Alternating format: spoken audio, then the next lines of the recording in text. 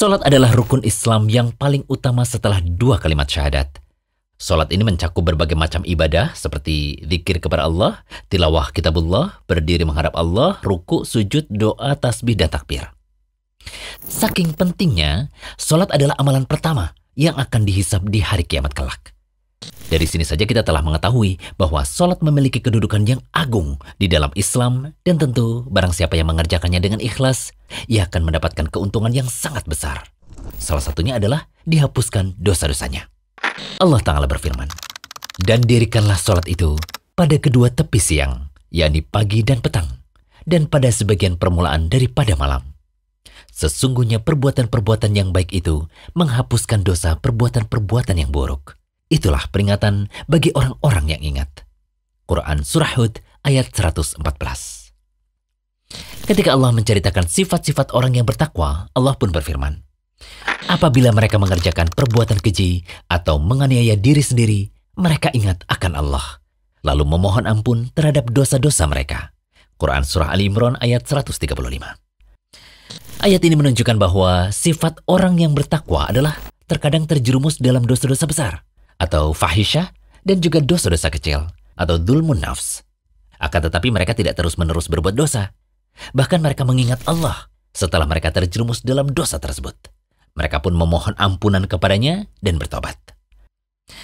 Maksud perbuatan-perbuatan yang baik dalam surah Hud ayat 114 tadi adalah sholat 5 waktu. Karena ayat ini dalam konteks membicarakan masalah sholat. Tafsiran ini adalah tafsiran dari Ibnu Mas'ud, Ibnu Abbas, Mujahid, dan mayoritas ulama.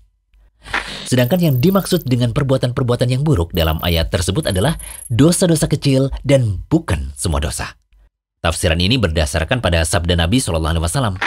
Antara sholat yang 5 waktu, antara Jumat yang satu dengan Jumat berikutnya, antara Ramadan yang satu dan Ramadan berikutnya, di antara amalan-amalan tersebut akan diampuni dosa-dosa selama seseorang menjauhi dosa-dosa besar. Hadis riwayat Muslim. Bahkan dikuatkan pula dengan ayat dalam surah An-Nisa. "Jika kamu menjauhi dosa-dosa besar di antara dosa-dosa yang dilarang kamu mengerjakannya, niscaya kami hapus kesalahan-kesalahanmu, dosa-dosamu yang kecil, dan kami masukkan kamu ke tempat yang mulia, surga." Quran Surah An-Nisa ayat 31. Kata kesalahan-kesalahanmu ditafsirkan dengan dosa-dosamu yang kecil, sebagaimana yang dikatakan oleh As-Sudi dalam Zadul Masir. Dalam tafsir Al-Jalalain juga dikatakan bahwa yang dimaksudkan adalah dosa-dosa kecil dan dosa tersebut dihapus dengan ketaatan. Penjelasan yang kami paparkan tadi menunjukkan bahwa dosa-dosa kecil bisa terhapus dengan amalan ketaatan. Di antaranya adalah sholat wajib. Antara sholat subuh dan duhur, asar dan maghrib, maghrib dan isya, isya dan subuh, di dalamnya terdapat pengampunan dosa, yaitu dosa kecil dengan sebab melaksanakan sholat 5 waktu. Namun perlu diketahui bahwa dosa-dosa kecil ini bisa terhapus dengan amalan wajib apabila seseorang menjauhi dosa-dosa besar. Pendapat inilah yang dianut oleh mayoritas ulama salaf. Artinya, menjauhi dosa besar merupakan syarat agar dosa kecil itu bisa dihapus dengan amalan-amalan wajib.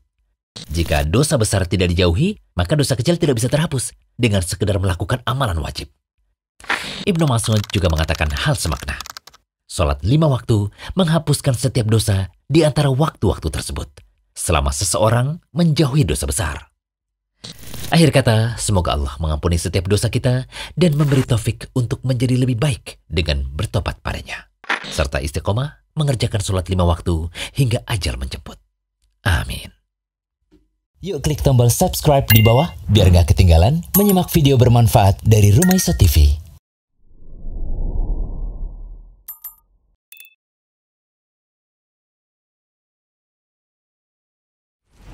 Jangan lupa kunjungi rumaiso.com, update setiap hari, insya Allah.